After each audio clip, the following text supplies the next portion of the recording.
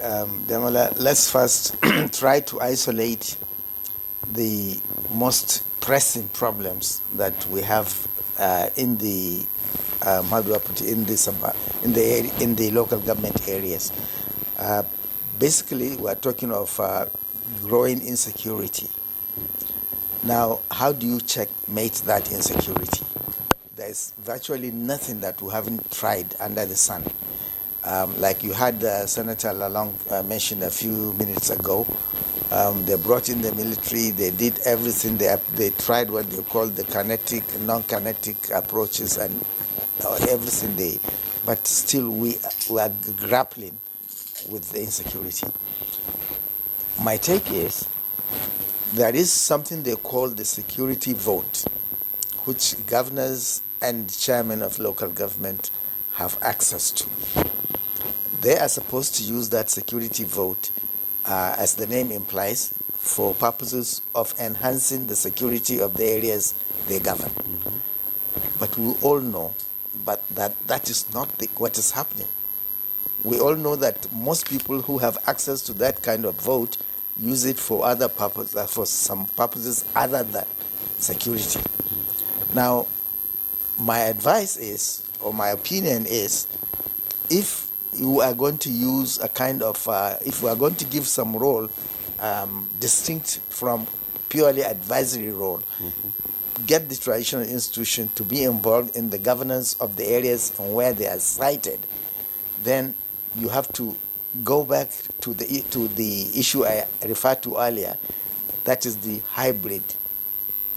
For instance, you can say in each local government, the chairman of the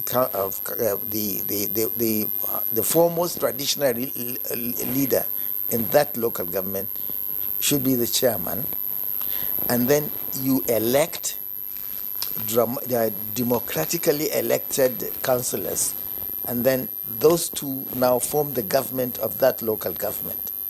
And then you may need to change the nomenclature, and apart from calling it local government, call it area government, call it local. For instance, Port Harcourt area government, and then the huge resources that you are to use for purposes of security are now under the direct control, not control, under the, how do I put it now? The supervision. The supervision of the foremost traditional ruler of that area. He is not, he wouldn't put his hand in the, day-to-day running of the finances, but no expenditure will take place if it is not brought to the council, to the government of that particular area, and it is cleared.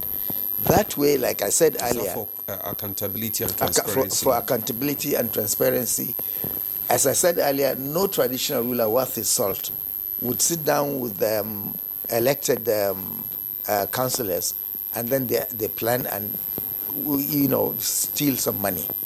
That's not going to happen.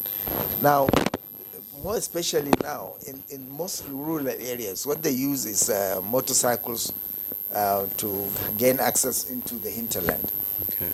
Now, you can imagine, I know for a fact that in my state, only God knows the amount of money, the amount of resources that were channeled into this insecurity. Zamfara State, of course, as you know, is in the news every day about insecurity. But in my kingdom, I thank Almighty Allah, we happen to be the only, if I may say, the only, I don't want to boast, we happen to be the only emirate in Zamfara that is relatively safe. Why? I'm not beating my chest about it, because we employ certain measures.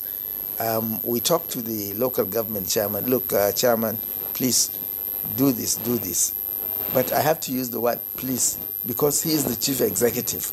I have no role to play. Like I was said earlier, my role is purely advisory. If he likes, he would say, this area is worrying me too much. Maybe next time I take up follow. Yeah, chairman, can you come? You say, please, I'm not around. I'm somewhere else. So going back to what Senator Lalong said, it would be better if clearly defined roles are given to traditional leaders for the betterment of everybody in this country. That is my take on this. Justice Hassan, thank you.